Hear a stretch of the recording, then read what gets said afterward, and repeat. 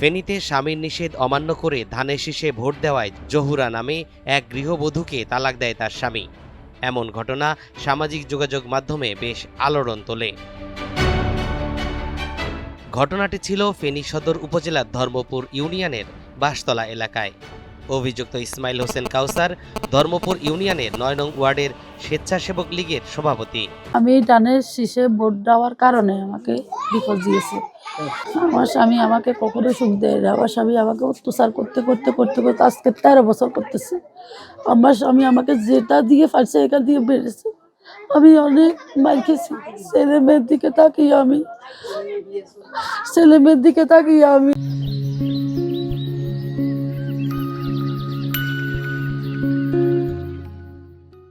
দুঃখের ভাত খাইলেছি। আজকে আমার দিকে আল্লাহ তাকিয়েছে, তারেক রহমান তাকিয়েছে। তারেক রহমানকে ধন্যবাদ আমাকে সহযোগিতা করবার জন্য। এই ঘটনা দৃষ্টি এড়ায়নি তারেক রহমানের। বিবি জহুরা ও তার 3 সন্তানের দায়িত্ব নেওয়ার ঘোষণা দিয়েছে বিএনপির চেয়ারম্যান। আমাদের দলের চেয়ারম্যান তারেক রহমান সাহেব জানার পর তিনি তাৎক্ষণিক আমাদেরকে সাথে যোগাযোগ করেছেন।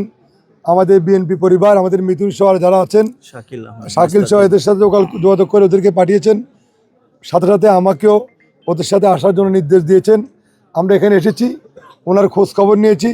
ওনার জন্য তারেক রহমান সাহেবের পক্ষ থেকে একটা উপহার ছিল, সেটা আমরা দিয়েছি। এবং তিনি ঘোষণা দিয়েছেন ওনার 3টা বাচ্চা আছেন, এই বাচ্চাগুলোকে লেখাপড়ার জন্য প্রতি মাসে ভরণ পোষণের জন্য বিএনপির পক্ষ থেকে, তারেক রহমান সাহেবের পক্ষ থেকে তাদেরকে সহযোগিতা করা হবে। এবং তাদের লেখাপড়ার জন্য যে খরচ প্রয়োজন সেটাও উনি দলের পক্ষ থেকে, ওনার পক্ষ থেকে ব্যবস্থা করবেন। এবং ওনার যে ঘর, এই ঘরটা নির্মাণের জন্য সাহায্য করবেন। এবং আমি এখানে আসছি, আমি বলতে চাই, আমি ফেনী একের মানুষের পক্ষ থেকে, তারেক রহমানের পক্ষ থেকে আমিও এই পরিবারের পাশে থেকে এই পরিবারকে আগামী দিনে চলার জন্য আমরা সহযোগিতা করব। মানে আমাদের ঘটনা শোনার আগেই বিএনপির চেয়ারম্যান উনি জেনেছেন, জানার সাথে উনি আমাদের নির্দেশ দিয়েছেন যে মজনু ভাইয়ের সাথে কন্ট্যাক্ট করে এবং জেলা বিএনপির সাথে কন্ট্যাক্ট করে দ্রুত এখানে আসতে।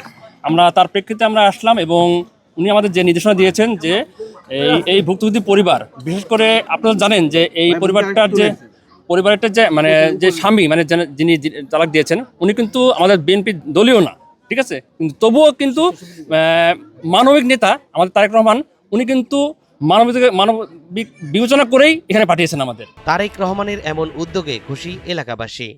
তারা আনিনি খায় তো আর না, মানুষের বাদ কাম কাজ করেই খায়, হাতে ঠিক মতে খাবা দে না, হাতে অত্যাচারণ করে, হাতের মারধর করে, হিতিরে খুব কষ্ট দেয়।